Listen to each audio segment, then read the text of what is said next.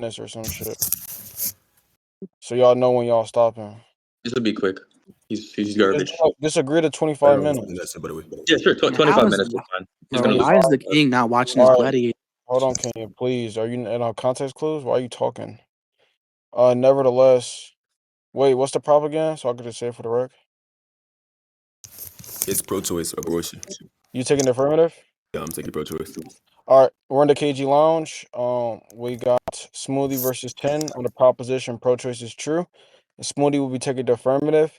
There is no judge, but there is a relevant moderator, which will be CH.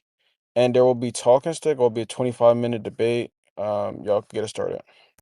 Look, the opener of the statement of pro-choice is saying, look, if someone needs your body to survive, you're not legally or morally required to give it to them. Even if they die without it, pregnancy is the same kind of situation. Why this works, we can give you a bunch of scenarios. Like it focuses on control over your own body. It avoids complicated biological debates. It uses principles people already accepted in other cases, etc. Right? Basic opener. Okay, so yeah. So anyways, so the analogy there is just way too loose as to what he's using. All that is saying is that, because you are not required to donate organs, blood, or bodily support in ordinary cases, abortion should be treated the same way. But obviously that only works if pregnancy is relevantly identical to forced donation there. And that is exactly what is going to be under in this conversation. So when we talk about pregnancy, we're obviously talking about a parent-child relation with causal responsibility or biological dependence, obviously, and an ordinary development processes there, obviously. So that is not that for which is a random stranger needing your kidney or whatever may be the case, but that for which is your own child existing in virtue of your actions under like most cases.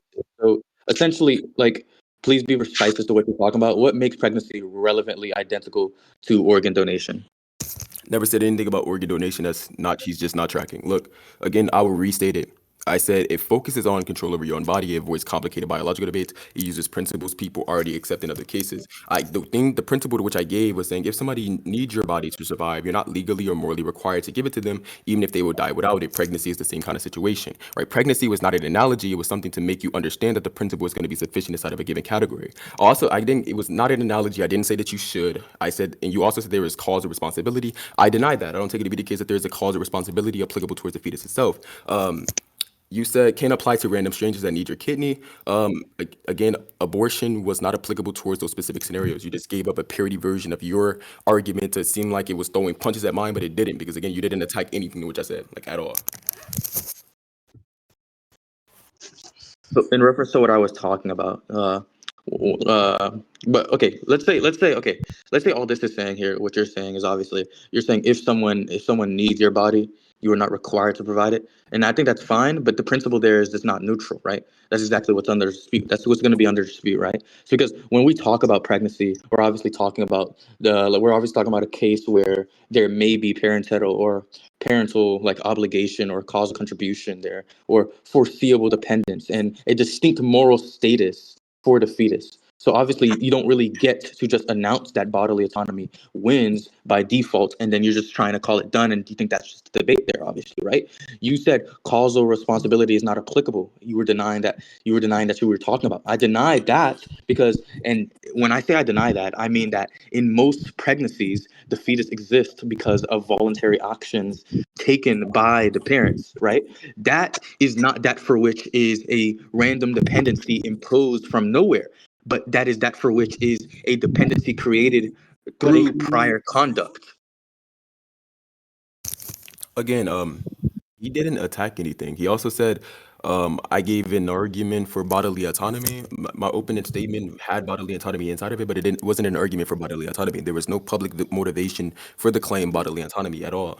Also, you said there was a causal responsibility. I deny that claim. I don't see any motivation to why we would say that there's a causal responsibility applicable towards a given agent that is inside of your uterus. Also, you said there is a pregnancy, there is a parent responsibility, so it's a parental obligation, etc. I take it to be the case that exists outside of uterus. I don't see any motivation to why we would say that exists in reference towards the uterus. So again, Nothing what I said was really attacked. It was just him giving again another parody version of what he think I want to say inside of the conversation instead of attacking what is actually being said. There are multiple principal sides of the conversation, not just bodily autonomy. And there was multiple ones I said to avoid complicated biological debates. That's why we go into bodily autonomy in general. It's not simply saying that bodily autonomy is going to override specific scenarios or all scenarios. It's simply saying that bodily autonomy seems to be sufficient applicable towards a given entity. And if this given entity infringe upon bodily autonomy of the mother, then it's in prima facie, it seems to be permissible to abort the fetus in that given scenario. If there are other cases to which you can give to where the prima facie operator is going to be, defeasible, then I would love to hear that. So all this is saying here is that if the fetus uses the mother's body, obviously, then bodily autonomy permits ending that use. So that is exactly the thing under dispute. You keep on saying that bodily autonomy is applicable, and I say fine to that. Or obviously, I can grant that. Nobody's denying that bodily autonomy matters. That's the issue. The issue is obviously whether it is decisive. Obviously, that is not that for which is bodily autonomy by itself, but that for which is bodily autonomy is in conflict with another claimed right, obviously, namely the fetus's right to live, obviously. So we can obviously take a rival view as to what you're talking about, and we can say in almost every area of law and morality, rights conflict and get balanced, obviously. So free speech is not absolute. Property rights obviously are not absolute. These things are not absolute. And the bodily autonomy, we'd say just the same as the first two, obviously, right? These things are not absolute either. So the parents obviously can be forced to take care or to care for the children there, and maybe neglect laws exist, or maybe the child abandonment type of thing is illegal, right? And in some cases, people can obviously be compelled to undergo minor bodily impositions for another or for others, not another, right? For others, obviously. So why should bodily autonomy even suddenly become absolute there or absolute here? Obviously, because you're obviously trying to avoid the biological debates that we're having here, and but that's not neutral. That's just you're strategically narrowing of the field, because the biological questioning that I'm giving you is exactly where the rival side of these things ground the fetal status there. So that is not that for which is avoiding irrelevant complications, but that for which is excluding the strongest rival premise for the conversation, obviously. So be precise as to what we're talking about. Last question before I'm done. So why is bodily autonomy sufficient rather than just one factor among others? Why should it automatically outweigh fetal moral status if the fetus is a human life? So again, there seems to be a bunch of things to which you did not track. We both agree that bodily autonomy is applicable. The question was, does it override? Does it in conflict with fetus right to life? Right. Not only is the presupposition there is that the fetus has the right to life applicable towards a given agent. You also said these rights aren't absolute, which I already instantiated inside of my argument initially by me saying, look, bodily autonomy is defeasible. Bodily autonomy can be overridden. If you can give motivation to which a case can override bodily autonomy, that would be satisfactory. So again, it's not the presupposition that bodily autonomy is absolute, because again, inside of my prior statement, I literally state, look, bodily autonomy is not absolute. Again, you made another presupposition of parental obligation without satisfying that presupposition to have reasoning or public motivation of why we should accept it. Again, that's the presupposition. Another presupposition is saying that I'm using absolute bodily autonomy. Again, that's presupposed because I don't take it to be the case that is an absolute bodily autonomy applicable towards any given agent. Then you presuppose the dick is absolute. Yo, Flo, I'm finna put my dick in your penis. Look, you also presuppose rights, right? Again, that was already attacked. I don't see any reason to why all of these presuppositions are going to be motivating. Look, and also you said you don't see reasons to why the bodily autonomy is going to override the fetus right to life. Inside of my opening statement, I literally put the burden on you to give motivation to why the fetus has, that specific right to be inside of the mother's body with while causing that infringement violation. But I can give us a bunch of sufficient reasons to why I take it to be the case, but that's impermissible. We look at a bunch of things inside of society and deem them to be like a different moral hierarchy. You want to say, look, based upon these specific anthropomorphic traits, an individual seems to be valued relevantly based upon that specific condition or category, right? If an entity lacks morally relevant anthropomorphic traits and it possesses a diminished moral status relative towards a fully developed human person, we can give a plethora of reasons to why we value anthropomorphic traits, right? We value these traits based upon properties we recognize inside of a given entity. We can also place anthropomorphic traits on things we do not understand to place value or to place a strong connection between these specific entities. Also, it allows us to feel closer to things based upon recognition recognizable properties of a given organism, right? And we can further explicate on reasons to why anthropomorphic traits are important, right? It is important insofar that we can use them to place moral value on non-human entities, for example, dogs, cats, pigs, etc. Oftentimes, when we don't place these traits, we value things less than what we should, right? If anthropomorphic traits aren't applied towards specific entities, then we value them less. When we apply anthropomorphic traits upon a given entity, then we value them significantly more. We can also say that the fetus doesn't seem like it's motivating to say that, well, the fetus is being harmed in a significant degree, right? Unaliving the fetus doesn't seem like it's going to be like a significant account of harm, unless there's motivation to say, well, the fetus is going to be harmed significantly. So again, yes, all I wanted to like flag out is a bunch of presuppositions he was making inside of his argument, and I want him to prove those presuppositions in a motivating way, and I provided an argument to why the fetus is valued less. Therefore, an obligation to sustainability is not applicable towards that given agent. Okay, so the entirety of his position is just obviously unstable because once on bodily autonomy is defeasible, obviously, you would need a rule for when it loses and obviously when it wins. So all this is saying is that the bodily autonomy matters, but obviously it can be overridden in some cases, and I can grant that. I think I'm fine with that. But now, obviously, your burden is to explain why pregnancy is not one of those cases at which we are talking about, obviously, because once you would admit that bodily autonomy is not absolute, obviously, you would no longer get the conclusion that the fetus is using the mother's body, therefore abortion is permissible. That schema there cannot generate the conclusion you would want anymore. So obviously now you would obviously need a balancing principle as to what we are talking about. Obviously you would need, and you obviously said that I presuppose the fetal right to live. I think that's fine. We can weaken that, and we can even talk further and say we do not even need a full right to live. All we need that for which the fetus has some morally relevant status, such that killing it requires stronger justification than bodily imposition alone there, obviously. And that is just obviously a much weaker claim.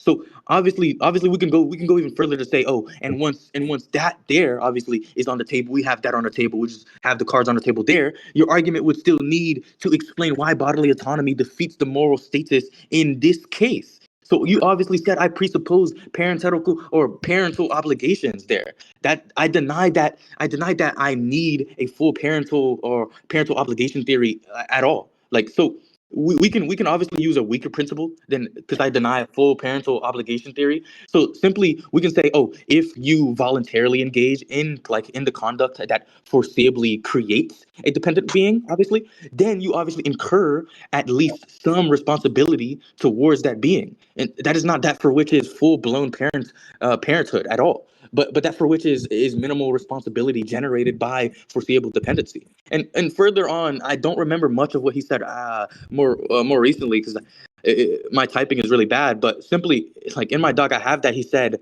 that all he's saying is that is that because we emotionally connect more with beings that look human, act human, or display familiar traits, they deserve more protection. Obviously, that is not that for which is moral status, but that for which is emotional recognition. Under my account, that's circular because you're just simply saying we value entities with anthropomorphic traits because we value entities with anthropomorphic traits. Like, why should I even buy that rule there? Why should I even buy that?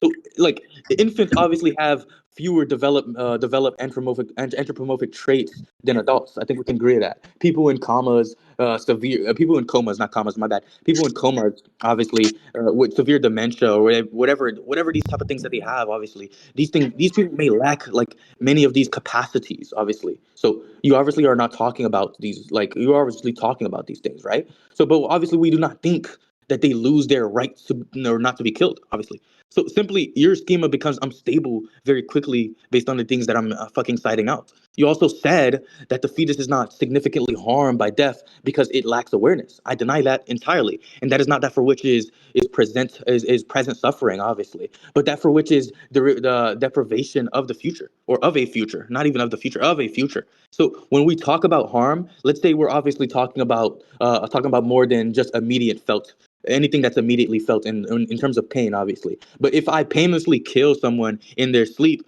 the lack of suffering does not mean that no harm occurred there. Like if I just killed you in your sleep. So obviously let's say we can take an arrival account just so I don't fucking like talk for too long and let you respond because I really need your responses. But let's say we can take a rival account, obviously, here, and say under a deprivation account, the fetus is harmed because it is deprived of the future experiences, obviously, right? So, and life in general. So it otherwise would have like even had this future experience or relationships or developments that it could have had. And then your view obviously also has these weird implication where the more dependent, underdeveloped, or cognitively limited a being is just less morally or less moral protection it gets there. That seems really backwards. I really want you to explain that further. Um, Jesus Christ. Look, he said there's a bunch of things which he presupposed once again, which was my harm theoretic. It wasn't my presupposition of the harm theoretic doesn't have anything to account with suffering, right? He takes deprivation. I can also take a deprivation in account by saying, well, depriving an individual of continuing future experiences seems to be a morally relevant account of harm. So when you say that the fetus is being harmed in a reference towards a deprivation by you saying, look, the fetus is being deprived of future valuable goods, obviously that's trivial harm applicable towards whatever semantic you apply the harm towards. Like when you say the fetus is being deprived and the reason to why it's harm is because it's being deprived of future valuable goods, well, that's trivial harm. That's harm insofar that you apply the semantics deprivation of, given contexts. Where we more are accounted for is relevant account of harm, right? If deprivation is a relevant account of harm for the fetus to say that there is an obligation to sustainability that was not given, even though that was asked for initially. So my view has weird implications by me saying, well, the individual who lacks specific anthropomorphic traits are going to be valueless inside of society. Not one once that's not my argument. My argument is not saying they're going to be valueless inside of society. I said there's a bunch of principles, right? One of the principles was bodily autonomy, and the anthropomorphic argument was applicable towards anything or something in reference that is like infringing upon your right to bodily autonomy, right? By saying that the individual inside of your uterus that is infringing upon your right to bodily autonomy while also lacks specific anthropomorphic traits to which we deem to be relevant is going to be valueless, compared to an individual who possesses these specific morally relevant anthropomorphic traits. But even if I say, for example, that the individual who lacks anthropomorphic traits inside of society is going to be valueless, that's typically is the case. I give an example of like a comatose person in a building on fire versus a toddler who possesses a type of like psychological sophistication, right? If there was a comatose person in one room and there was two toddlers or one toddler instead of a different room, right? Inside of that given hypothetical, in the building's on fire, you can only save one, right? It seems like our moral intuition would seem, well, we are going to save the toddler. Then we can explain reasons to why we're going to save the toddler. Well, it seems to be the case the toddler is going to be harmed more. And it's going to be harm in different areas to which you take to be significant, even if it's about the deprivation of continuing future experiences, even if it's about the unaliving of psychological sophistication, even if it is about suffering, right? The toddler is going to be valued more based upon based upon the conditions to which is stipulated upon the toddler, which is being harmed more and having these specific anthropomorphic traits. You said you cause for the stated dependency of the fetus, so now you're obligated. I don't see reasons to why that is motivating. I can say, well, I cause for the stated dependency of the fetus, but I don't see any reason to why there is an obligation to sustainability because of the stated dependency, right? You want to say, there exists that, and I just deny it, right? Because again, pregnancy is a biological process. It's not something to which you can, intentionally cause for. You can do actions insofar to which causes the biological process, but you can never cause a biological process because a biological process is a natural automatic sequence, which can never be caused by an individual. You also, give an example of why that is intuitive as well. It's like me going down an alleyway, I'm walking down the alleyway, or let's say me going to fucking Chicago, if we're going to Chirac or whatever, and I know there's a bunch of gun violence, and I'm going to Chicago to visit my bedridden grandma, right? And since I know that there's going to be a bunch of shooting inside of Chicago, me going to side of Chicago, putting myself in that state of dependency, and now there is some type of like moral culpability I put upon myself for going inside of that specific area. I don't see anything to why that's intuitive. You said we need you need morally relevant status for obligation of sustainability. I agree, but I stipulated the morally relevant status as applicable towards an individual, given the fetus doesn't have these specific things. You said bodily autonomy is, oh yeah, we already went past that. Like bodily autonomy is not an absolute principle. I agree. That was just a presupposition to which we're making. And again, if you're dropping the whole rights to life thing applicable towards the fetus, because again, I told you why rights are applicable towards a given entity, and you still have yet to prove that. You still have yet to prove. You still have yet to prove the presupposition of the parental obligation. You still have yet to prove the presupposition of causal obligation. The only thing to which you only stipulated is that the fetus can be harmed trivially, and the fetus and things like of my position at the anthropomorphic trait seems to be inconsistent with, which wasn't an inconsistency, was just you not tracking once again. That's all.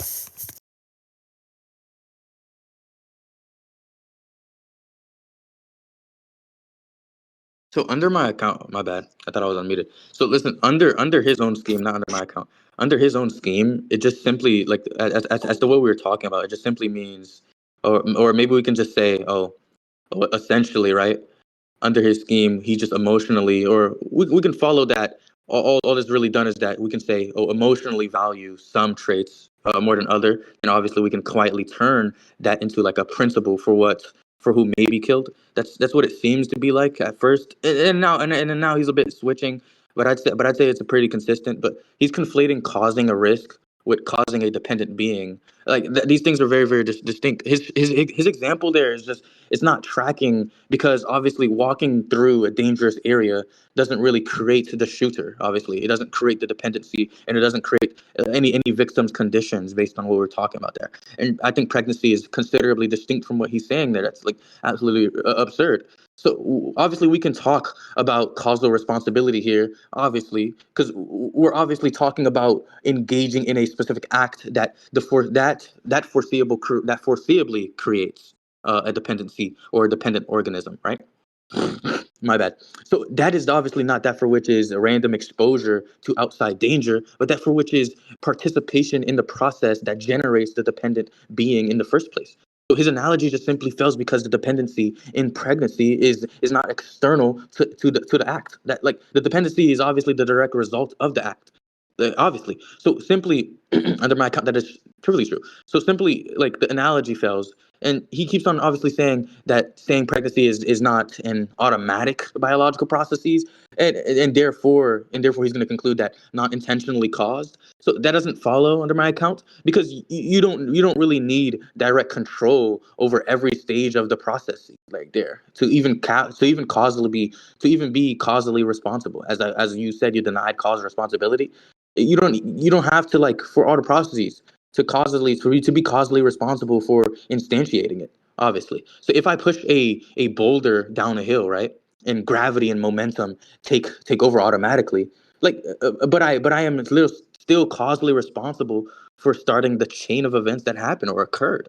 That's the same thing that we were talking about in this scenario. So you can say the biological processes there unfolds automatically after conception, and I think that's fine, but that does not erase a responsibility for the voluntary conduct that instantiated the processes there or the process there, obviously. So you also keep on trying to say to weaken the fetal harm by appealing to like the present sophistication or whatever, right? But under your own like deprivation account, like that literally is that collapses because if deprivation is of future goods even matters there, obviously, then the fetuses are harmed by being deprived of their future, just like anyone else is. So that is not that for which is current awareness at all. It's not that for which is current awareness, but that for which is loss of the future value. So you are also even building the answer into the setup of what you're talking about. When you say fetuses lack the relevant traits, as what we're talking about, why are we even talking about those traits? Why those traits? Why current consciousness rather than potential for consciousness? Why self-awareness rather than future self-awareness? Why recognition rather than capacity? These things are not neutral at all. What you're trying to say is not neutral. Not these things. I'm sorry. What you're trying to say is not neutral. You're making some specific hierarchy of the value there. And we can obviously take a rival account that under a future like ours account, oh my goodness, what matters is not whether the fetus presently has these sophisticated condition, obviously, but obviously whether it has a future valuable experience ahead of it. That's literally what we're talking about here. So, and obviously once you even grant the deprivation matters there, the rival becomes even stronger. That account becomes even stronger. So I mean, my last question essentially is just simply why should even the current like psychological sophistication there or be the governing rule instead of Loading, sleep, sleep, sleep, sleep, sleep,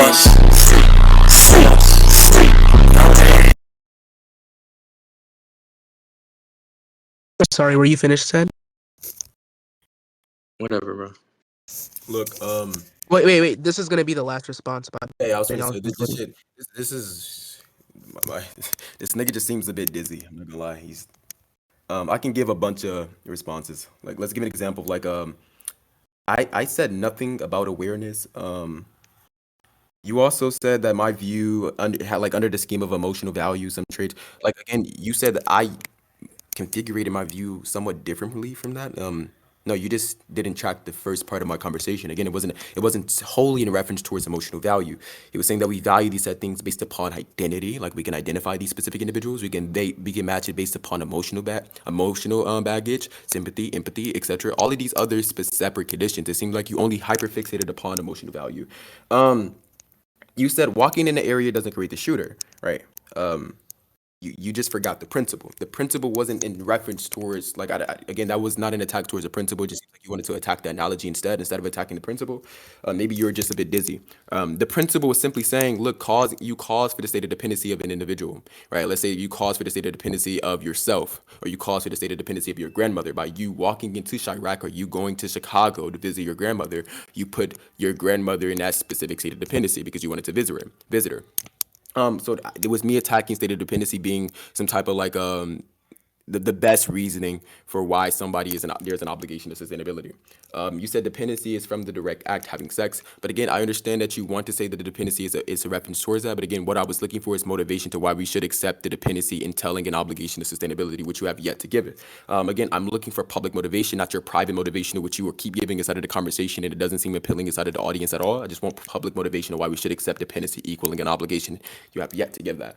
Okay, And I okay, gave an that's example. And I gave an example prior to why dependency doesn't equal obligation to sustainability. Again, you have yet to track that. Then you said I'm denying things potential sentience have valued. That was never my argument. My argument wasn't saying that potential sentience doesn't have value, or individuals with potential sentience doesn't have value. I obviously take it to be the case that they are valued. But where we're in reference towards is valued in a relevant sense. Are individuals valued in a relevant sense insofar that we can say that there is an obligation to sustainability? Obviously not, because there's no motivation to say that the fetus is going to be valued in a relevant sense for an obligation to sustainability via it lacking these specific conditions to which were stipulated. You have yet to give that. You said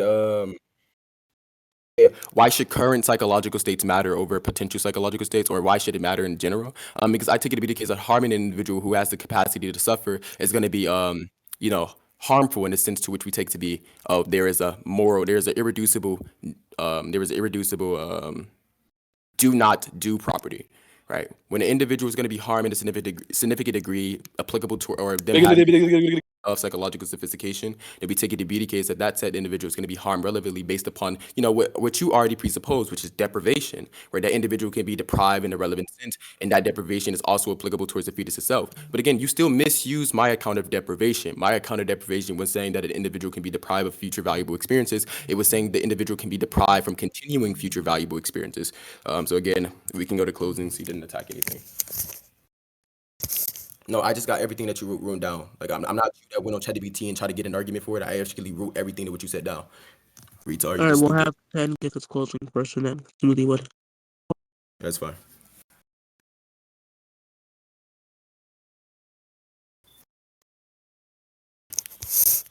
And I said everything that he said inside the chat. So to prove that it's not ChatGPT, he used ChatGPT. That's why he was making a distinction between the terms he was using inside of his dialect by him saying not this, and not this, but that. That's a ChatGPT dialogue.